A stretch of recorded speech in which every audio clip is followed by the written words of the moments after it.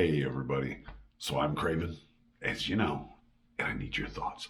Like, comment, subscribe. I know I go through this quickly sometimes, but really share this with somebody if they haven't seen these videos. They may get something out of it. So many of you have commented that you've gotten something out of a little piece here, a little piece there. Share this with friends that you may not have seen it so that they can. So, in the last episode, and I know it's been a while because we had the ice storm and snow from Texas, Arkansas, and Oklahoma. And in the real world, I have a job that requires me to actually work.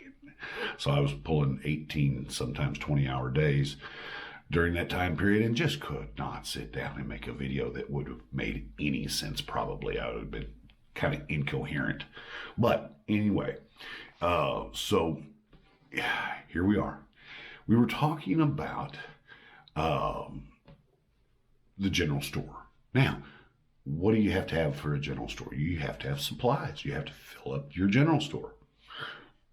So to fill your general store, you're going to, some of you, especially the younger ones, will know that there's a show out there, a video, a game.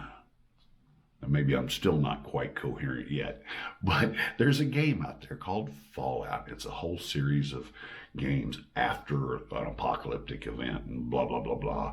And anyway, this guy goes out through there. In that show, in that game, they have these traders that go around and collect items and are available for sale. Now, those traders, they go out and they have armed guards with them to make sure they don't get robbed. And that's kind of sort of what I would see occurring, except for one thing. Your people are going to go out, and instead of offering for sale to other people, they're going to be going out looking for specific items. And specific items that are worth a lot in trade could be worth a lot to your group. Here's a picture of a couple of things.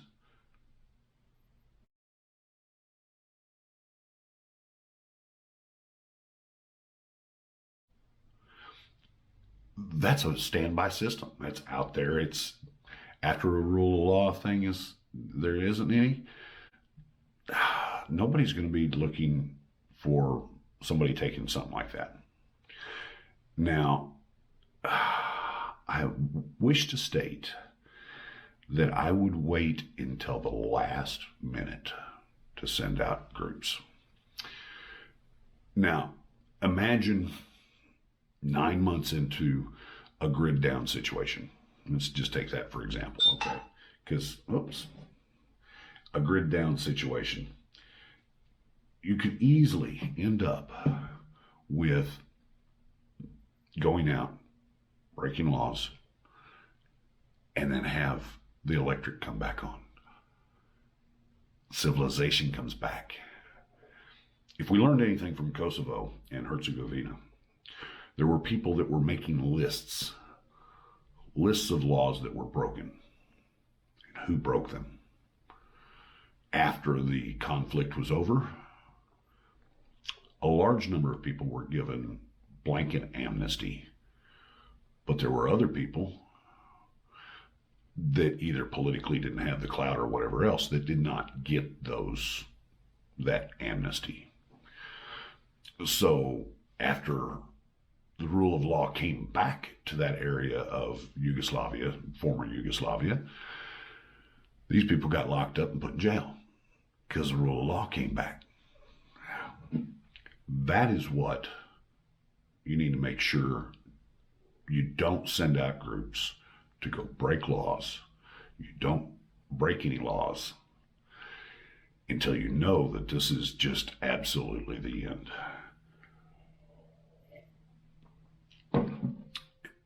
With having said that, we have the example of Venezuela, where things are really bad, but they really haven't fallen apart.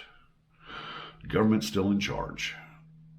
even though the services may be outlandish, a lot of people were without water, a lot of people are without power, a lot of people are without food. It's the reason the population's lost, I think, something like 25 pounds. Don't hold me to that. And I know that it's a significant amount over the entire population of Venezuela. But if we learned anything from Bosnia and Herzegovina, you don't want to be breaking laws that are going to come back into effect. Now, if it's a true grid down situation and 80% of the population has died and you're out there looking for food, that's one thing. But if you go into somebody's house and you're going through the shelves to find canned goods or anything of any nature that is edible in abandoned houses, leave the jewelry. Make a list of the house that you hit. Keep that as records so that if there is a rule of law that comes back, you can take and say, hey, here's what we did. And if you look, the jewelry of that person is still there. Their valuables are still there. We were just looking for food or a hammer or, tools that might make your life a little bit easier. And in doing so, you will create a record that holds you less liable if the rule of law comes back. Now, in a true situation where it's going to be years and years before there's any semblance of reality or real world, as we like to look at it, this fake world that we live in now,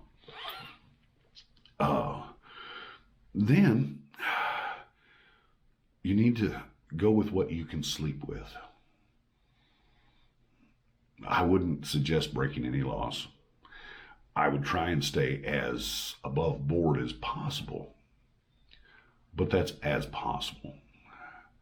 And again, I'm not calling for violence in the streets, no, but going down to Lowe's and stealing all the mulch and potting soil that you can take. That just sounds like a good idea to me, to be able to grow your gardens, looking for seeds at the farmer markets, things of that nature. All that makes sense. All that is something that you could document to where you're trying to help a greater number of people, not just benefit yourself by stealing somebody's valuables.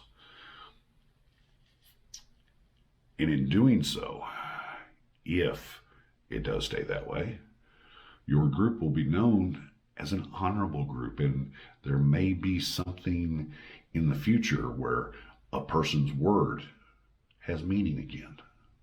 When somebody says yes, they mean yes, and when they say no, they mean no. And you may be known by the deeds that you do, and that may be the best thing after a world without rule of law, is a person's character. So think about that when they're going out and getting supplies. And now what are they going to go get? They're going to go hit the granaries. Gruel is a terrible thing. It tastes nasty, but just ground up corn, wheat, oats, all together in water will sustain you. It's a high calorie diet. Look at if there's, in some areas of the country, there's chicken coops and they have the big grain silos there.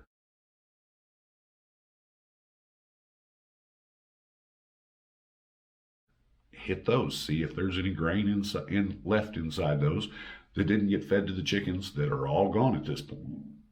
Because we're talking about 9-12 months into this, something like that, all those chickens are gone. But hit the feed lots, see if they have grain in storage. Those are things that they can actually do, as well as go after those other things, the ones that I pictured earlier, that if you come up against a group, you have an item to be able to trade that is worth a lot, because they may not have any solar panels. And in that, you have a self-contained solar panel system, electric to charge batteries. They may be little batteries, they may just be cell phone batteries, but for people to be able to see their loved ones again in the pictures that they store on their phones could mean a lot to a lot of people. And I would always suggest, even when you don't need it, request trading for bullets. And why? Two things. One, it says maybe you're low on ammunition. You're not a threat. Two, you find out who is really willing to trade what. And the other things to look for would be storage items, ball canning jars, lids, things of that nature. Be worth a lot after all this happens. Being able to store food longer to get you through difficult spots in case a crop fails, whatever else. First year, you may be great. You may have all this stockpile. But year 2, 3, 4, that's going to be difficult. That's going to be really tough to make sure you have everything that you need, all the food. And being able to store extra food just gives you the ability to make it through those difficult times. So the traders that you're going to be sending out, of course, you're going to have to send them out armed. You're going to have to send them out with a security detail. That security detail can help haul the stuff as well, but there's going to be people out there that are not nice. Don't know how to put it. There's going to be people out there that let somebody else do the labor and then try and take advantage of that labor that was put in. Something for nothing. There will be those groups. And by having a dedicated number of people going out and searching for food, searching for things of that nature, they're going to know the countryside. They're going to know where those groups are, where to avoid. There may be some interaction at first. There may be some problems at first. But you're going to have to get out there.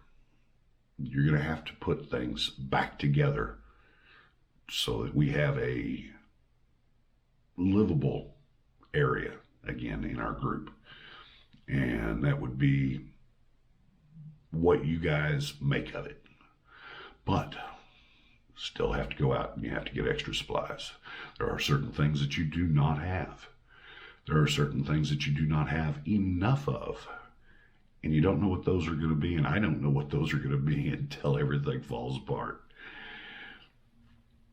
That's just the way it is, you know. Oh, my soil really won't grow anything. I need potting soil. Go get it. It's only that or move. And moving has a lot of problems involved with it, that fixing what you have is a much better idea. So, that's the traders going out and trying to make contact with other people, get the items that you need, but doing it in an ethical way, in a way that is justifiable. And that's the video for today. So, like, comment, subscribe, share this, send it out there to somebody if you would. And this will be up on several platforms. You guys look for it. I'm sending it out. It'll be on YouTube, of course. It'll be on Patreon. It'll be on MeWe. It'll be out there. So, thanks, guys. Bye.